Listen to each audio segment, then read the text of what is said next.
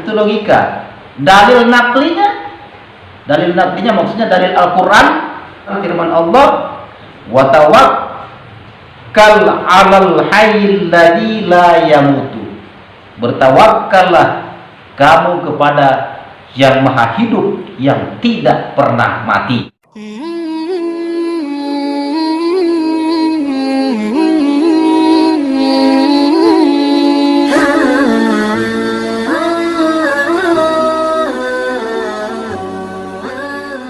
Assalamualaikum warahmatullahi wabarakatuh.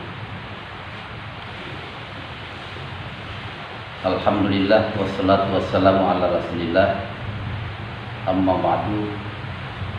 Sahabat semua, kita lanjut lagi kajian sifat 20 ini yang saat ini masuk di sifat selanjutnya, yaitu sifat hayat. Bagaimana pengertian hayat di sini? Kita simak baik-baik penjelasan di dalam kitab ini. A'udzubillahi minasyaitonirrajim. Bismillahirrahmanirrahim.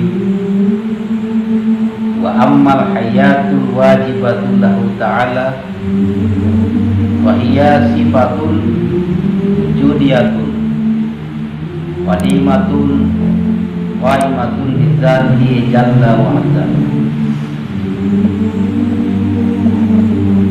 Usahiku liman qamas bihi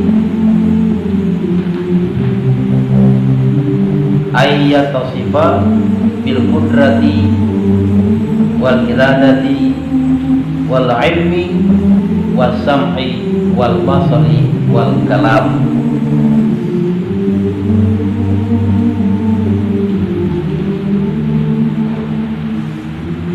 Sifat hayat itu adalah satu sifat yang wajib kita iktikadkan kepada Allah Ta'ala sebagai sifat yang wujudiyah.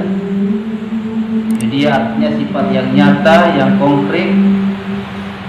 Al-Qadimat, lagi tiada berawal. Qadimah bidzati jalla wa azza, yang berdiri, yang memang ada pada zat Allah Subhanahu wa ta'ala.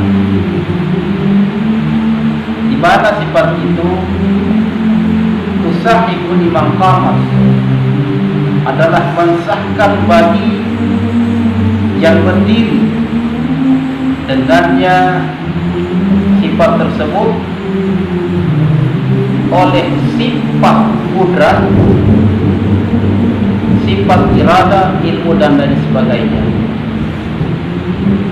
Artinya sifat hayat, hayat artinya hidup.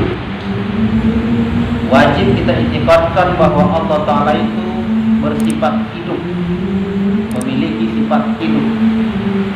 Kenapa dikatakan hidup? Hidup di sini bukan berarti sebagaimana hidupnya manusia, hidupnya makhluk.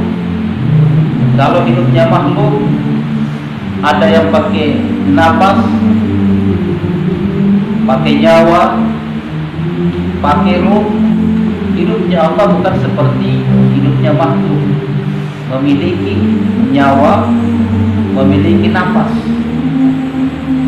Jadi tanda tanyanya, kalau tidak pakai napas, kalau tidak pakai nyawa, bagaimana cara hidup?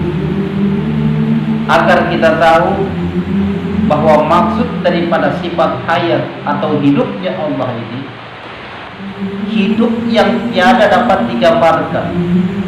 Di mana sifat hidupnya Allah ini memang sebagaimana adanya wujud Allah, adanya zat Allah, adanya sifat Allah yang lain, juga sifat hayat itu ada, tiada berawal. Namun pengertian hidup di sini agak rumit sedikit. Hidup di sini, hayat di sini dikatakan untuk mensahkan, didatangkan sifat hayat ini di dalam zihn kita atau di dalam pikiran kita, itikad, agar kita tahu bahwa Allah yang bersifat kuasa, kudrat, bersifat irada, menghendaki, bersifat ilmu, mengetahui, bersifat mendengar dan melihat, untuk sah masuk di dalam akal bahwa Allah itu bersifat kuasa, bersifat menghendaki, tentunya hidup harus kita datangkan, hidup harus kita dahulukan. Oleh karenanya, di dalam sifat-sifat Allah yang telah terbahas dari wujud, qidam, baqa, terus sampai kudrat, irada, ilmu, maka masuk di sini sifat hayat. Artinya Allah itu hidup agar kita dapat memahami yang sebenar-benarnya bahwa Allah Ta'ala itu benar Ia kuasa karena Ia hidup, benar Ia menghendaki karena Ia hidup, benar Ia berilmu karena Ia hidup. Kenapa? Kalau tidak dikatakan, tidak didatangkan sifat hayat, sifat hidup, maka tidak sah kita mengatakan Allah itu kuasa kalau mati. Tidak sah kita mengatakan Allah itu menghendaki sesuatu kalau mati. Tidak sah kita mengatakan Allah itu berilmu kalau mati. Yang cocok dengan sifat-sifat tersebut adalah harus disertakan juga sifat hayat. Maka sifat hayat ini dijadikan salah satu sifat yang wajib kita iktikadkan pada Allah Ta'ala itu, bahwa Allah itu bukan hanya memiliki sifat kuasa, bukan hanya memiliki sifat menghendaki, mengetahui, juga memiliki sifat hidup.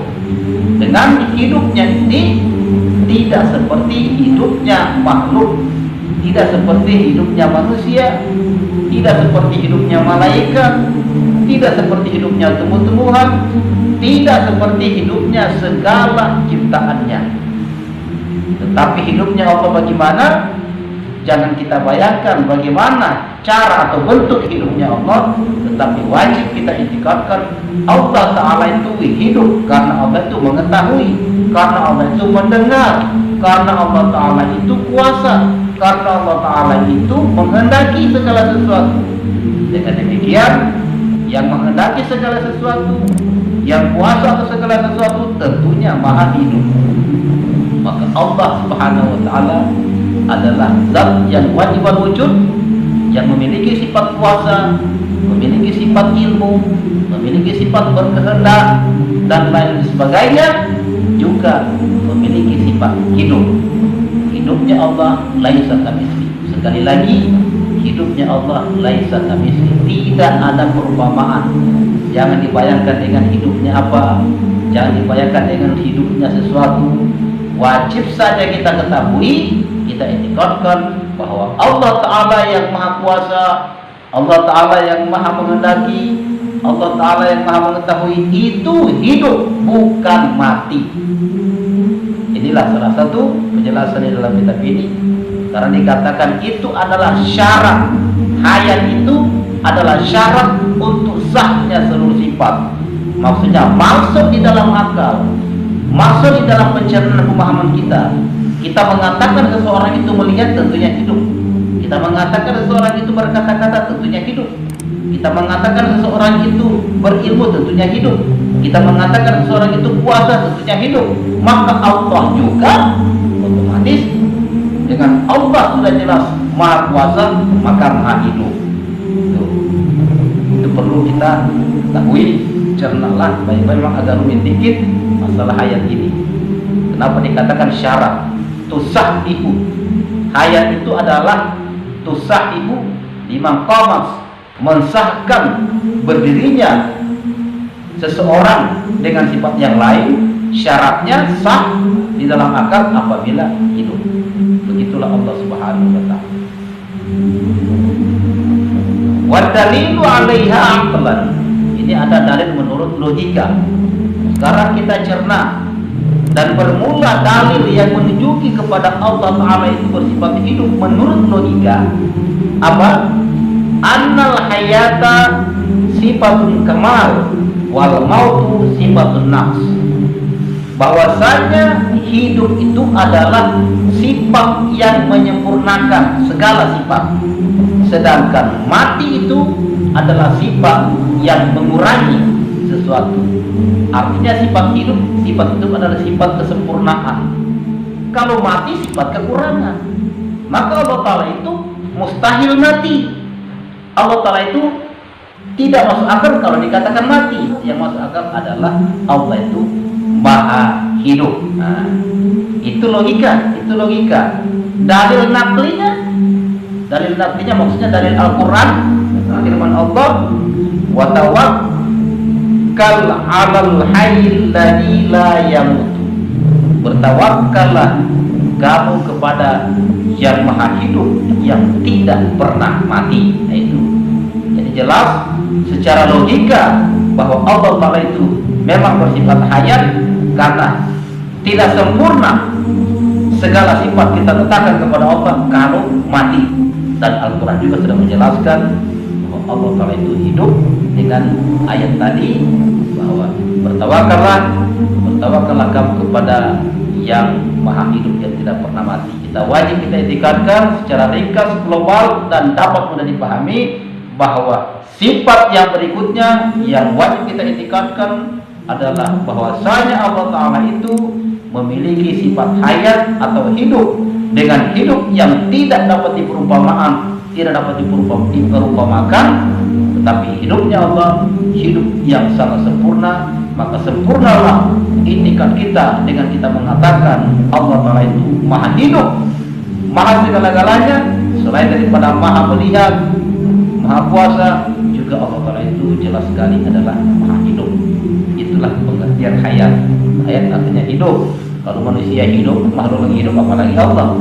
Semoga dapat dipahami bahwa Allah Subhanahu wa Ta'ala maha sempurna dari segala-galanya. Wallahu a'lam bishawab. Wassalamualaikum warahmatullahi wabarakatuh.